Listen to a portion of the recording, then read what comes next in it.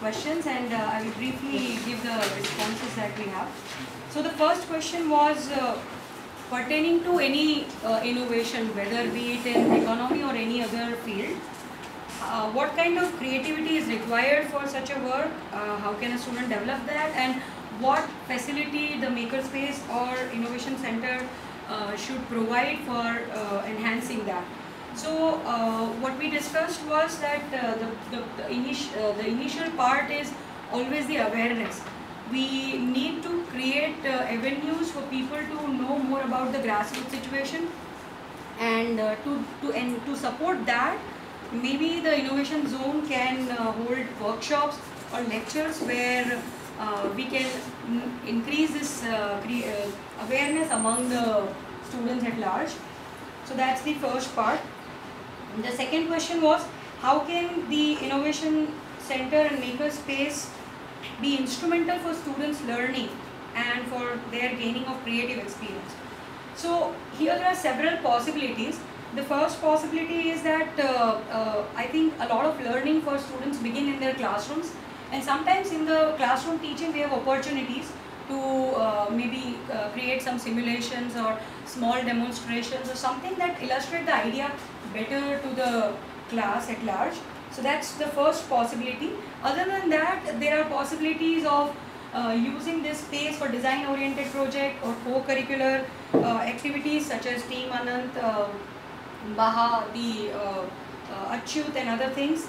And other than that, possibly we can have a possibility of knowing what are the funding options eventually. We can have orientation where we can know the possibilities of finding also funding for supporting the adventure that we have.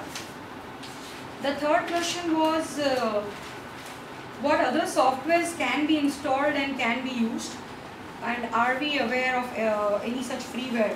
So I think as of now, since we do not know enough about what softwares are already available, I think there are two possibilities. First is already there are students working in co-curricular clubs such as Anand, Pixel, Bahas, Achyut.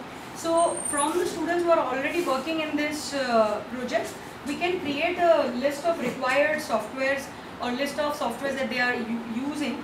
And the other list we can generate is by having a faculty committee from different departments, and that would be important to know what softwares we already have licensed or free, and then the two lists can be compared together to decide what more softwares we require and how should we go about procuring those. The fourth question was, what more things can be procured in order to make this space more productive? So one immediate idea was to think about an interactive whiteboards. So there is this company called Mondoped. So these are basically giant, about 50 to 70 inch touchscreen computers which can be mounted on the wall, and they are multi-touchscreen facility. So let's say a group of 15-20 students are working, and each of them can use different parts of the this giant computer to write what they are doing, to make a design, and they can save this, they can email it to respective people. And the best part is that these are also connectable with the Android phones. So if a member is not in the room, or if a member is, or if an expert is